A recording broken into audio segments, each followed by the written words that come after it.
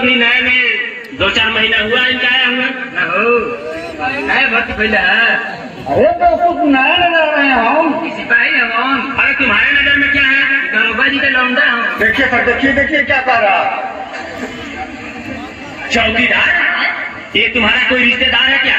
ना ना तू छौ ना हम। कैसे बोल दिया? अरे बोल देनी है मजाक। तुम्हारी ये मौजूद मेरे सामने एक सिपाही का बेइज्जती क्या समझ गया?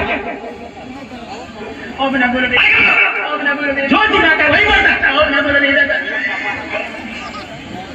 कुछ भी बोलते थे। अब ना बोलो राम सिंह इधर आइए। नाम राम सिंह और काम कुछ नहीं। अरे सर हम क्या करें, बक नहीं कर रहा है। कैसा रिश्ता? कोई रिश्ता नहीं है। चौकीदार, इन बेटा ने हमारे बियाह बैठा है। ये सब सच बोला और जी हमारा ना हमारे भाई के ठीक है।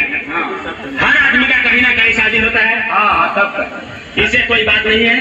लेकिन सुनो, ये ददरी मेला लगा है।